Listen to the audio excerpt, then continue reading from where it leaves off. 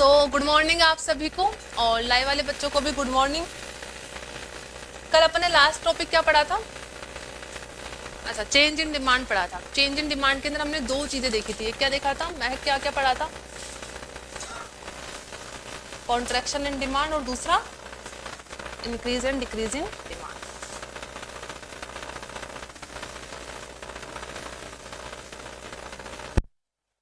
एक हमने पढ़ा था expansion and contraction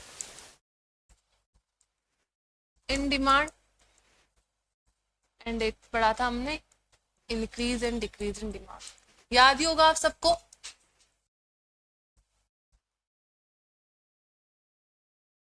expansion and contraction सिर्फ किसकी वजह से होता है? प्राइस की वजह से। और अगर अदर फैक्टर्स की वजह से डिमांड में चेंज आता है तो उसमें क्या बोलते हैं हम? Increase and decrease in demand.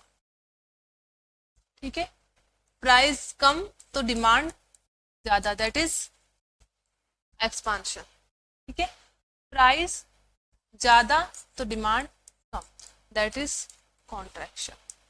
Clear है? इनकम ज्यादा तो डिमांड, इनकम ज्यादा डिमांड क्या होती है? ज्यादा। इसको क्या बोलेंगे? Increase in.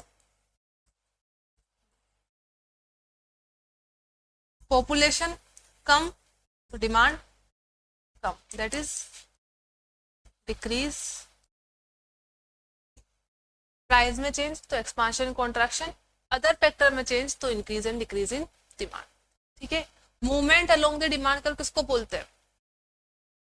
Expansion and contraction in demand को। शिफ्ट इन डिमांड कर किसको बोलते हैं? Increase and decrease in demand. Because यहाँ पे पूरा डिमांड कर्व शिफ्ट हो जाता है। डिमांड इंक्रीज होगी तो डिमांड कर्व कहाँ शिफ्ट होगा? राइट की तरफ। और डिमांड डिक्रीज होगी तो किधर शिफ्ट होगा? लेफ्ट की तरफ। ठीक है, मूवमेंट अलोंग में हमने एक ही डिमांड कर्व पे एक्सपांशन को भी दिखाया था, कॉन्ट्रैक्शन को भी दिखाया था। कॉन्ट्रैक्शन कैसे होता है? Higher point to lower point या lower point to higher point? Higher to lower होता है। याद है ना सबको कैसे देखा था अपन ने?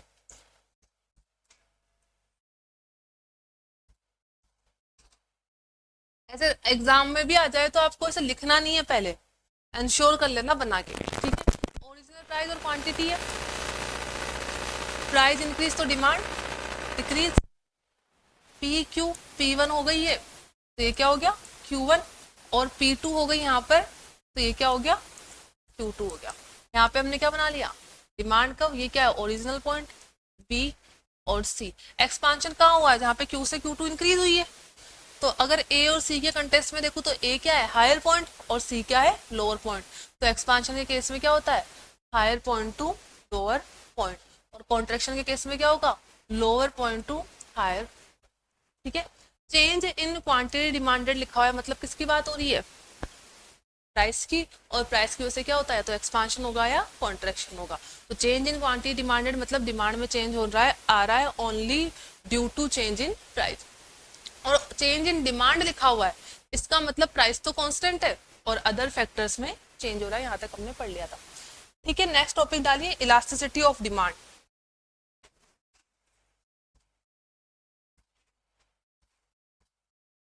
इलास्टिसिटी ऑफ, ये आपके 12th में आता है, 11th में आता है? 12th में। याद है आपको? CBSE में 11th में आता है और RBSE में 12th में आता है। 11th वालों को तो भूल गया, कुछ याद नहीं होगा अभी। 12th में आपके पास था। ठीक है, इलास्टिसिटी ऑफ डिमांड। डिमांड का मतलब तो आपको पता ही है। कल अपन ने एक MCQ भी किया था, उसके अंदर अपन ने देखा था कि वहां पे 4 ऑप्शन दे रखे थे, चारों सही थे बट 3 अधूरे थे, A B C। सारी चीजें कहाँ पे कवर हो रही थी? ऑप्शन डी के अंदर। तो हमारा आंसर था ऑप्शन डी। उसमें लिखा हुआ था डिमांड का मतलब होता है जब कोई भी कंज्यूमर किसी पर्टिकुलर प्राइस पे पर्टिकुलर कमोडिटी की डिमांड करता है, उसे खरीदने की विलिंगनेस दिखाता है, या डिजायर में 2 फैक्टर ऐड कर दे। कौन कौन से? परचेजिंग पावर या एबिलिटी टू पे प्लस विलिंगनेस टू पे, तो हमारी क्या बन जाती है? डिमांड बन जाती है। इसकी दोनों डेफिनेशन होती है। यहाँ पे हम इलास्टिसिटी देख रहे हैं किसकी? डिमांड की। अब इलास्टिसिटी कोई इकोनॉमिक्स का वर्ड है नहीं, ये नॉर्मल वर्ड है। जैसे आपने इलास्टिक सुना होगा, क्या होता है इलास्टिक? उसको खींचो तो खिंच जाता है, अदरवाइज वापस अपनी पहले वाली पोजीशन में आ जाता है। क्या इलास्टिक को मैं एक जगह रख दूं तो वो अपने आप कुछ वर्क करेगा क्या? नहीं करेगा। दैट मीन जब तक हम इलास्टिक पर कोई आउटसाइडर फोर्स नहीं लगाएंगे तब तक हम उसको, जो उसकी प्रेजेंट सिचुएशन है, स्टेज, उसमें चेंज नहीं कर सकते। दैट मीन्स इलास्टिक को उसकी प्रेजेंट सिचुएशन से बाहर निकालने के लिए, स्टेज से बाहर निकालने के लिए उस पर हमें कोई ना कोई आउटसाइडर फोर्स लगाना पड़ता है। सेम किसके साथ है? डिमांड के साथ। क्या डिमांड अपने आप चेंज होती है क्या? अपने आप चेंज नहीं होती। कैसे चेंज होती है? प्राइस चेंज होगी तो डिमांड चेंज होगी, इनकम चेंज होगी तो डिमांड चेंज होगी, पॉपुलेशन चेंज होगी तो डिमांड चेंज हो जाएगी, गवर्नमेंट पॉलिसीज चेंज करेगी तो डिमांड चेंज होगी, अदरवाइज डिमांड अपने आप चेंज नहीं होती है। दैट मीन डिमांड कैसे चेंज होगी किस पे डिपेंड करता है? उसके अदर फैक्टर्स के ऊपर। और उसके अदर फैक्टर कौन कौन से? प्राइस हो गया, प्राइस ऑफ रिलेटेड गुड्स हो गया, रिलेटेड गुड्स में हमने दो पढ़े थे, सब्स्टिट्यूट गुड्स और कॉम्प्लीमेंट्री गुड्स हो गए, इनकम ऑफ द बायर हो गया, पॉपुलेशन हो गया। सारे फैक्टर क्या करते हैं? डिमांड को इम्पैक्ट करते हैं। ठीक है, तो इसका मतलब डिमांड अपने आप में कौन सा फैक्टर है? डिपेंडेंट। डिपेंडेंट का मतलब ये अपने आप चेंज नहीं होती, इसके बहुत सारे फैक्टर्स है जिसके चेंज हो जाने पर डिमांड क्या होती है? चेंज हो जाती है। अब ये बात तो हमें पहले से ही पता है, तो इलास्टिसिटी ऑफ डिमांड में हमें क्या पढ़ना है? जैसे लॉ ऑफ डिमांड बोलता है ना कि प्राइस और डिमांड में इनवर्स रिलेशन होता है, बट लॉ ऑफ डिमांड हमें ये नहीं बताता कि अगर प्राइस 10% से इंक्रीज होगी तो डिमांड कितने परसेंट से डिक्रीज होगी। दैट मीन्स वो क्वालिटेटिव नेचर तो बताता है कि प्राइस और डिमांड में इनवर्स रिलेशन होगा, बट क्वांटिटेटिव नहीं बता पाता। तो क्वांटिटेटिव रिलेशन कौन बताता है? इलास्टिसिटी। इलास्टिसिटी ये बताता है किसी अदर फैक्टर में चेंज हो जाने की वजह से डिमांड कितने परसेंट से चेंज होगी। ऐसा थोड़ी ना हमेशा होगा कि किसी कमोडिटी की प्राइस 10% से इंक्रीज होगी तो डिमांड 10% से डिक्रीज होगी। ऐसा पॉसिबल है? 10% से डिक्रीज होगी प्राइस तो हो सकता है डिमांड 20% से इंक्रीज हो जाए, 25 से हो जाए, या 1% से इंक्रीज हो, या सेम परसेंट से इंक्रीज हो, या ये भी हो सकता है कि इंक्रीज ही ना हो, कांस्टेंट बनी रहे। तो जो लॉ ऑफ डिमांड होता है वो तो क्वालिटेटिव नेचर बताता है, बट इलास्टिसिटी ऑफ डिमांड क्या बताता है? क्वांटिटेटिव बताता है। क्या बताता है? दूसरे अदर फैक्टर में चेंज हो जाने की वजह से डिमांड में कितने परसेंट से चेंज होगा। That means elasticity of demand बताता है फ्लेक्सिबिलिटी ऑफ डिमांड। डिमांड कैसे फ्लेक्सिबल है और डिमांड किस तरीके से फ्लेक्सिबल है? अदर फैक्टर के चेंज होते डिमांड क्या हो जाएगी? चेंज हो जाएगी। तो आपने पहले शायद 11th-12th में दो ही मेथड पढ़ोगे, तो प्राइस पढ़ा होगा, एक इनकम पढ़ा होगा, और भी होता है क्या? सिर्फ प्राइस ही पढ़ा था। ठीक है, आप सिर्फ प्राइस पढ़ते हो, लेकिन हमारे यहाँ पे 4 इलास्टिसिटी। कौन कौन सी? सबसे पहले हम पढ़ेंगे प्राइस इलास्टिसिटी। प्राइस इलास्टिसिटी हमें ये बताता है कि प्राइस में चेंज हो जाने पर डिमांड कितने परसेंट से चेंज होगी। इसके बाद हम पढ़ेंगे इनकम इलास्टिसिटी। इनकम इलास्टिसिटी ये बताता है किसी भी कंज्यूमर की इनकम में चेंज हो जाने पर डिमांड कितने परसेंट से चेंज होगी। एक देखेंगे क्रॉस इलास्टिसिटी। क्रॉस इलास्टिसिटी हमें ये बताता है कि सब्स्टिट्यूट गुड्स की प्राइस में चेंज हो जाने पर सब्स्टिट्यूट गुड्स की डिमांड में कितने परसेंट से चेंज होगा। कॉम्प्लीमेंट्री गुड्स की प्राइस में चेंज हो जाने पर कॉम्प्लीमेंट्री गुड्स की डिमांड में कितने परसेंट से चेंज होगा। जैसे कार और पेट्रोल में इनवर्स रिलेशन होता है, हमें ये पता है, बट पेट्रोल की प्राइस अगर 10% से इंक्रीज होगी तो कार की डिमांड कितने परसेंट से डिक्रीज होगी, हमें ये नहीं पता है। ये हम कहां से कैलकुलेट करेंगे? क्रॉस इलास्टिसिटी से। लास्ट में हम पढ़ेंगे एडवर्टाइजमेंट इलास्टिसिटी। एडवर्टाइजमेंट इलास्टिसिटी का मतलब है जब सेलर अपने एडवर्टाइजमेंट पे खर्चा करता है तो क्या उसकी एक्चुअल में मार्केट में डिमांड इंक्रीज होती है या नहीं होती है, और होती है तो कितने परसेंट से इंक्रीज होती है। समझ लीजिए एज ए सेलर मैंने अपने एडवर्टाइजमेंट एक्सपेंडिचर 20% से इंक्रीज कर दिया और मेरी डिमांड 5% से इंक्रीज हो रही है, तो क्या ये एक्सपेंडिचर करना वर्थ है? क्या नहीं है। अगर आप 20% खर्चा कर रहे हो तो एटलीस्ट 15%, 20% या 25% तो आपकी डिमांड इंक्रीज होनी चाहिए। तो वहां पे भी हम देखेंगे कि एडवर्टाइजमेंट इलास्टिसिटी कैसे कैलकुलेट होती है। तो हमें 4 करनी है। कौन कौन सी? फर्स्ट इज प्राइस इलास्टिसिटी, ये क्या बताएगी? प्राइस में चेंज हो जाने पर डिमांड में कितने परसेंट से चेंज होगा। सेकंड इनकम इलास्टिसिटी, इनकम में चेंज हो जाने से डिमांड में कितने परसेंट से चेंज होगा। Third cross elasticity, substitute goods और कॉम्प्लीमेंट्री गुड्स की प्राइस में चेंज हो जाने पर सब्स्टिट्यूट गुड्स की डिमांड और कॉम्प्लीमेंट्री गुड्स की डिमांड में कितने परसेंट से चेंज होगा। एडवर्टाइजमेंट इलास्टिसिटी, एडवर्टाइजमेंट में एक्सपेंडिचर करने पर गुड्स की डिमांड कितने परसेंट से चेंज होगी। ठीक है, तो पहले हम इसके बारे में लिखते हैं, फिर लिखेंगे चारों के टाइप। पहले तो देखिए, elasticity means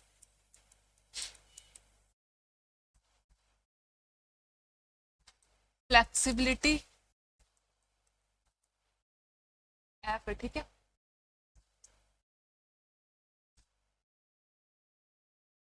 flexibility of demand means demand is not independent factor.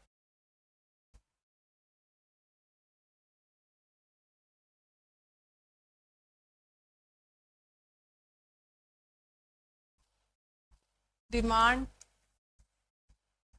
changes every time when there is change in other factor.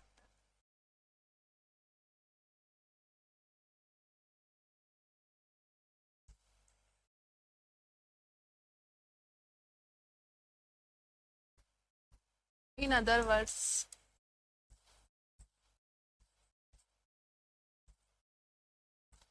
demand elasticity means degree of responsiveness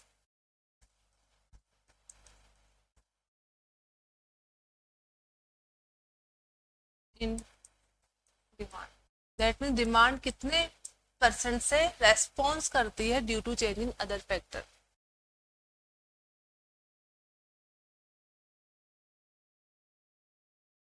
There are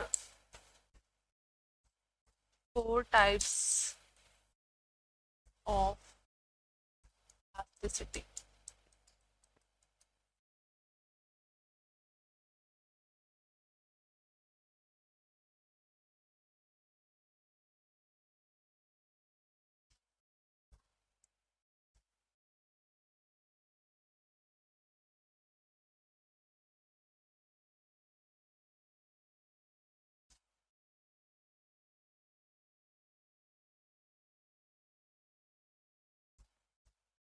First one is price elasticity.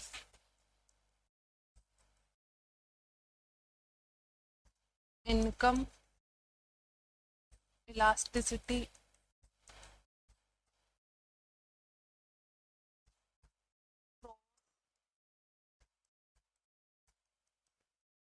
Elasticity. Fourth one is advertisement.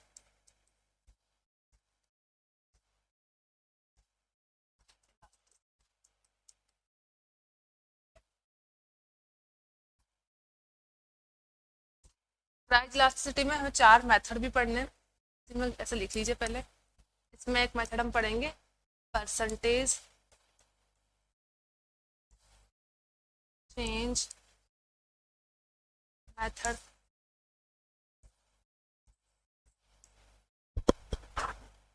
एक हम पढ़ेंगे point method, arc method, and D हम पढ़ेंगे total outlay.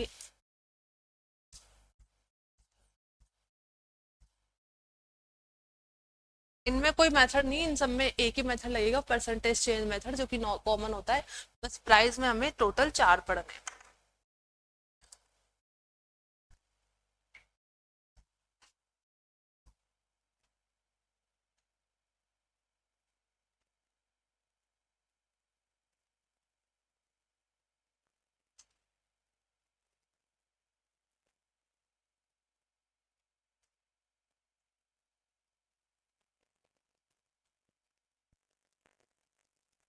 Hello hello hello hello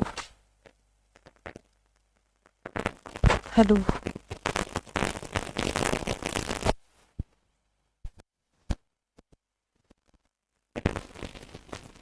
सबसे पहले हम कौन से पढ़ेंगे, प्राइस इलास्टिसिटी। ये क्या बताएगा, प्राइस में चेंज हो जाने पर डिमांड में कितने परसेंट से चेंज होगा।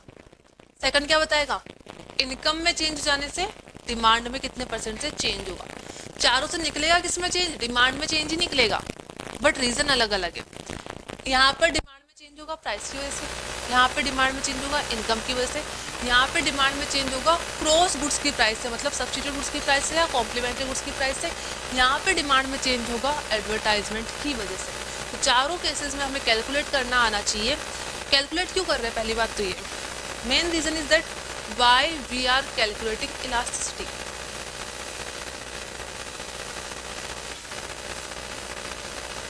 बताइए इलास्टिसिटी कंज्यूमर कैलकुलेट करेगा, सेलर कैलकुलेट करेगा, सेलर करेगा, क्योंकि हमें थोड़ी ना मार्केट से मतलब है। कंज्यूमर तो सिर्फ अपने बारे में सोचता है, सेलर को पता लगाना है अगर मैंने प्राइस इंक्रीज कर दी तो मेरी डिमांड कितने परसेंट से कम हो जाएगी।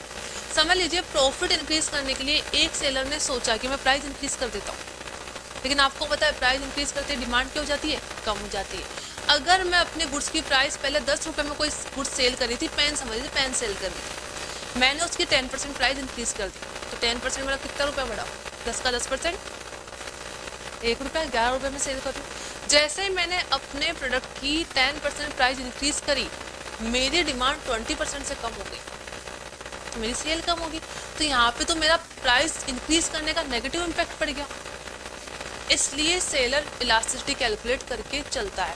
अगर उसे लगता है कि प्राइस इंक्रीज करने से डिमांड कम तो होगी, समझिए 10% से मैंने प्राइस इंक्रीज करी, मेरी डिमांड 2% से कम हो गई, तो ये फिजिबल तरीका है, प्राइस इंक्रीज कर सकते हो, क्योंकि यहाँ पे आपकी डिमांड बहुत ज़्यादा कम नहीं हो रही है।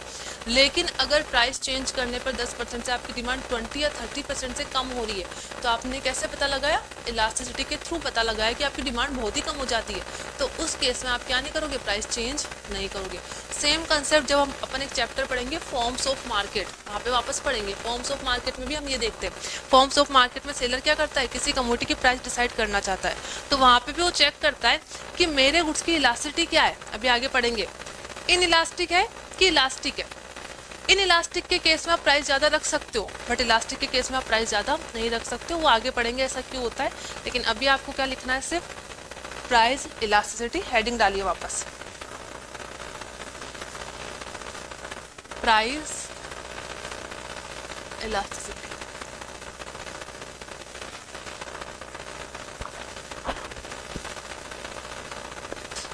प्राइस इलास्टिसिटी में देखिए, price elasticity means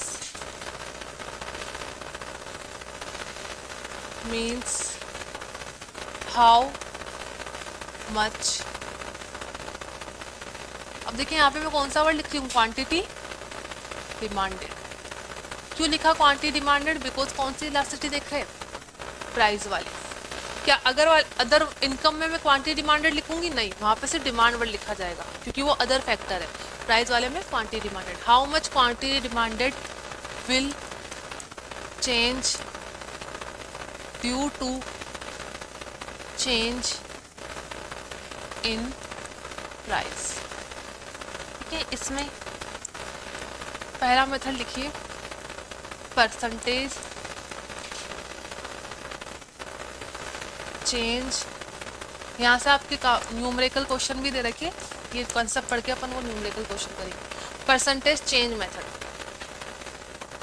percentage change method क्या बताएगा, सिंपल सा, प्राइस में कितने परसेंट से, सॉरी डिमांड में कितने परसेंट से चेंज होगा प्राइस में चेंज हो जाने की वजह से। How much percentage quantity demanded will change due to change in price of the commodity। इसका फॉर्मूला है EP, E का मतलब elasticity of price, percentage change in demand upon percentage change in price.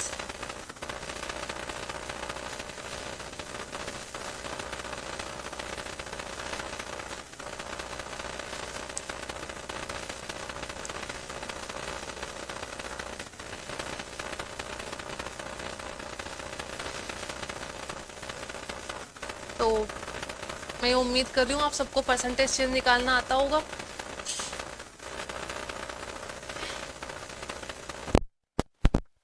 इसका एक फॉर्मूला और होता है जो Q और P की फॉर्म में लिखते हैं। क्या होता है वो फॉर्मूला?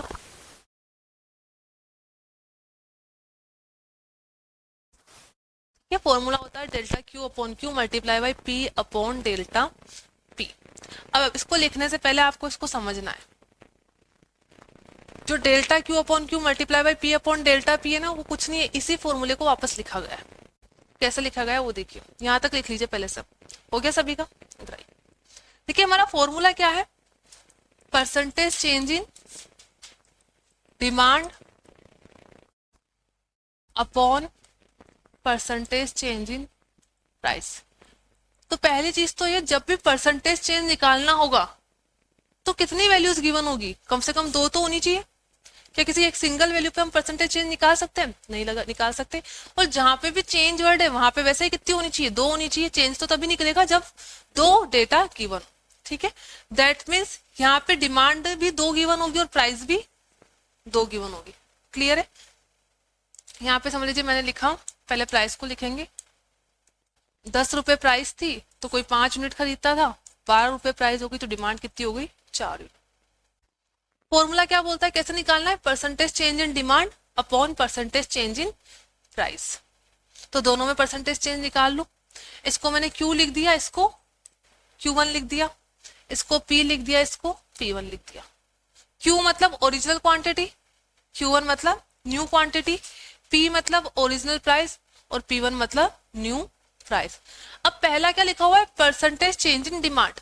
डिमांड कितने परसेंट से चेंज हुआ है, तो इन दोनों में क्या निकालना है? परसेंटेज चेंज निकालना है। कैसे निकालते हैं परसेंटेज चेंज? अच्छा आप लोग इसका परसेंटेज चेंज बताइए मुझे। 5 से 4 हो गई तो कितने परसेंट से डिक्रीज हुई है?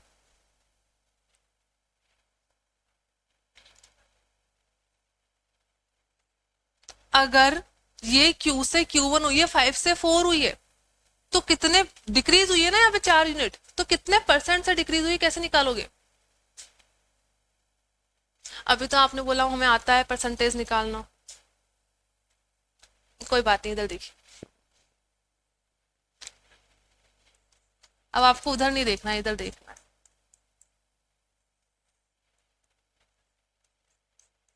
एक क्लास में टेस्ट हुआ, 2 बच्चे आए थे टेस्ट देने। 2 ही थे मतलब पूरी क्लास।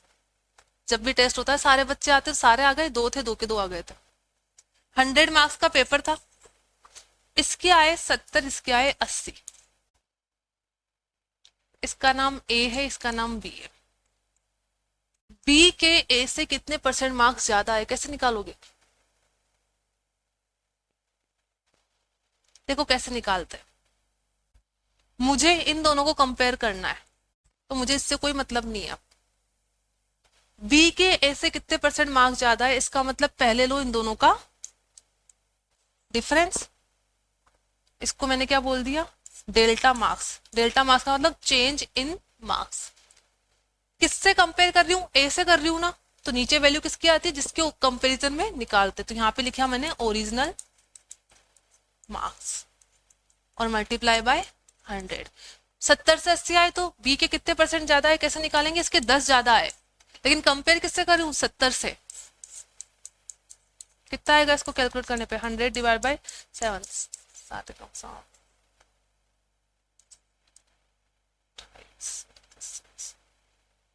ठीक है, इतने समथिंग ये आएंगे। 14.2%, 14% मार्क्स आए। दैट मीन्स बी के ए से 14% मार्क्स ज्यादा है। क्लियर है ये बात? आपको समझ में आ गई? जब भी 2 डेटा में परसेंटेज चेंज निकालना हो तो हमेशा पूछा जाता है ओरिजिनल से न्यू पे कितना चेंज आया है। तो दोनों का चेंज लेना है, डिवाइड बाय ओरिजिनल करना है, मल्टीप्लाई बाय 100 करना है। यहां तक क्लियर हो गया? अब ये निकाल के बताओ अब कैसे आएगा। बाकी बच्चे बताएं कितना आया? 20% ही तो आएगा। पहले 5 थी अब 4 हो गई, कितने का चेंज आया? 1 का। कितने पे आया? कितना आया? ऐसे ही निकालेंगे। प्राइस का कितना आएगा? प्राइस 10 से 12 हो गई। अरे निकाल के बताओ ना, अभी तो बताया मैंने आप लोगों को। 20 आएगा। 10 से 12 कितने का चेंज आया? 2 का। ओरिजिनल कितना है? 10 मल्टीप्लाई बाय 100। तो आपको परसेंटेज चेंज निकालना आ गया। अब देखो यहाँ पे वैल्यू कैसे आएगी। परसेंटेज चेंज इन डिमांड कितना था? 20%। परसेंटेज चेंज इन प्राइस भी कितना था? 20%। तो हमारी वैल्यू कितनी आ गई? 1।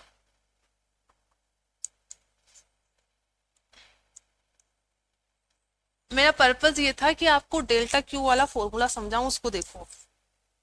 वापस वही वाला एग्जाम, पी और क्यू लिखा था हमने। पी कितनी थी? 10, और यहाँ पे 5 था, और क्यू कितना था? 12, और यहाँ पे 4 था।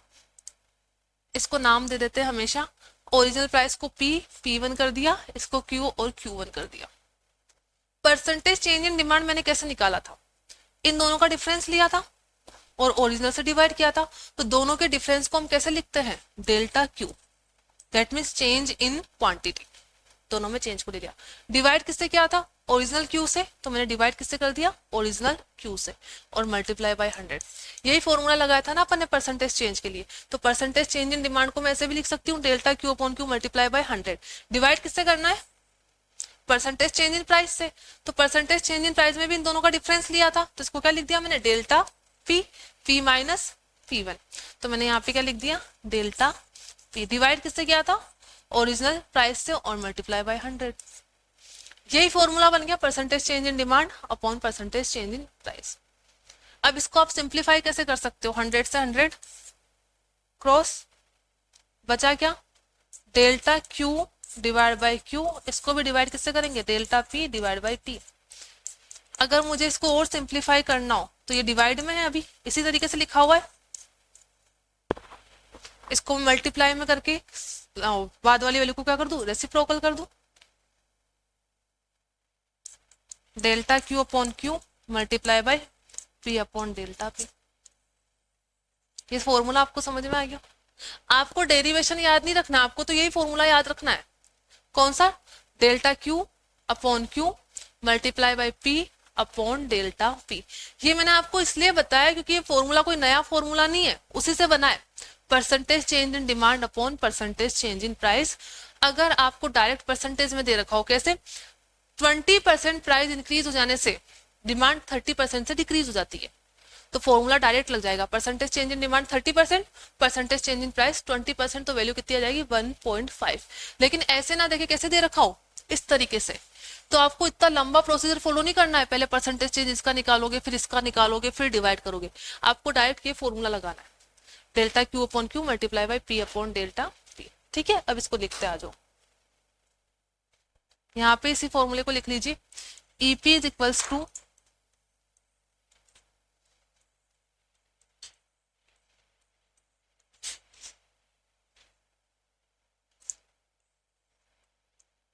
Delta Q is equals to Q minus Q1।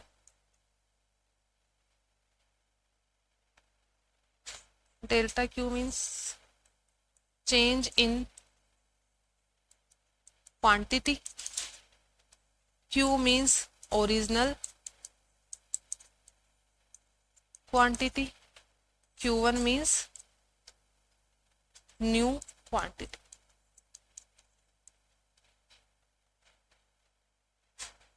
Delta P means change in price, P means original price, और P1 मीन्स न्यू प्राइस। और डेल्टा P हमने निकाला कैसे था? इधर ही लिख लो इसको आगे, P minus P1।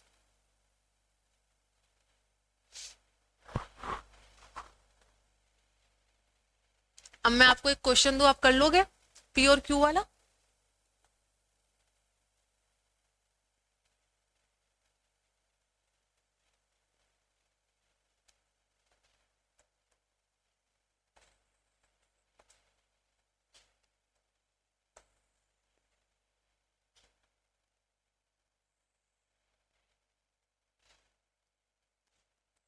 Price quantity, जब किसी गुड्स की प्राइस 100 रुपए थी तो कोई कंज्यूमर उसकी 1000 यूनिट खरीदता था। जैसे ही उसकी प्राइस 120 रुपये हो गई, उसने इसकी क्वांटिटी डिमांडेड कर दी 800। आपको करना है कैलकुलेट ईपी।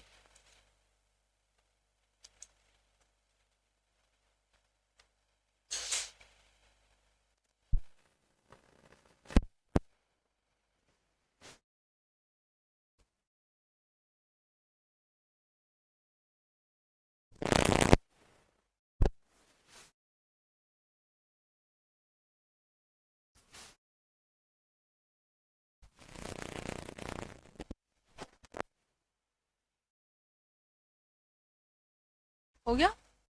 नहीं आई वैल्यू 1 आएगा सभी का, प्लस माइनस प्लस आएगा। ये तो अपन ने पढ़ा ही नहीं था अभी, प्लस माइनस वाला प्लस आ रहा है। चलो ठीक है, देखते कि प्लस आएगा कि माइनस।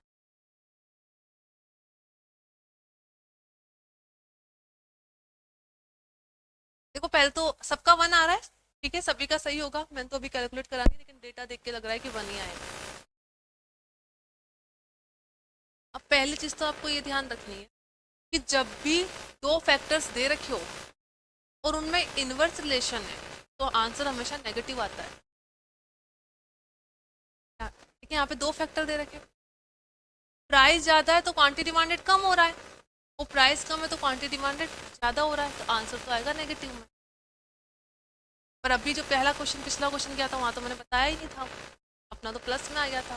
मैं सर नेक्स्ट क्वेश्चन में बता दूंगी आप, लेकिन आप लोगों ने बोल दिया कि प्लस में ही आ रहा है, आपका नेगेटिव में आया आंसर। देखिए कैसे आया, सही सबका है।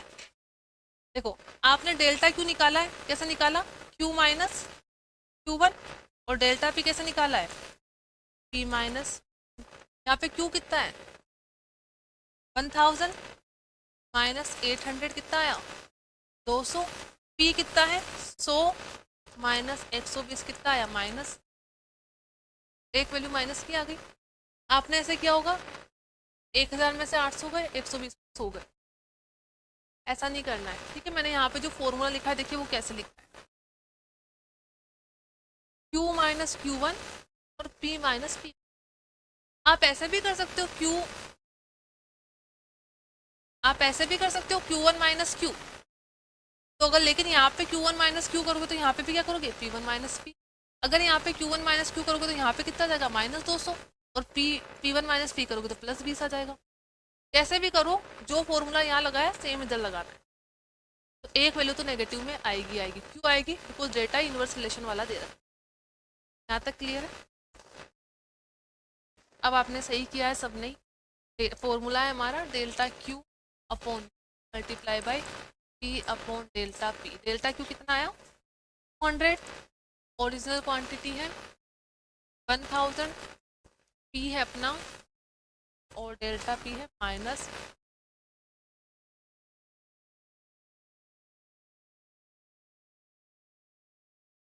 20 डिवाइड बाई -20।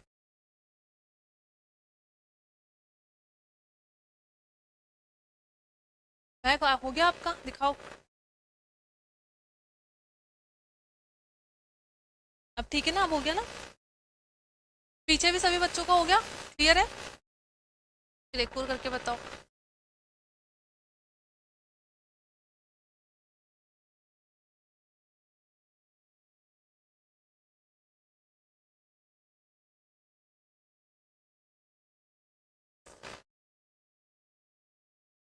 पहले पी लिखते हैं, पी, और पी 10 रुपये थी, कोई पर्सन उसकी 500 यूनिट का था, पीस 8 हो गई,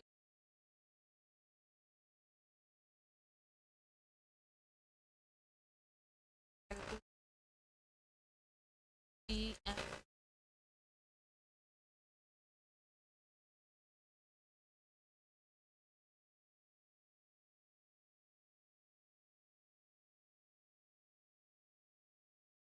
हो गया, क्या हुआ,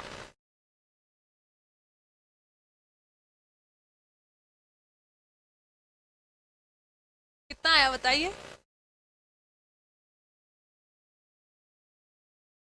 कोई बात नहीं, आपका सही सही होगा आपका, बताओ। -2, एग्जैक्ट -2 आई अब। अच्छा, खुद पे कॉन्फिडेंस रखो, मुझे भी आप लोगों पे। सही है आपका, -2 आ रहा है।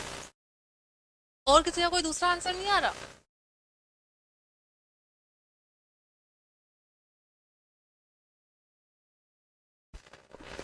हो गया?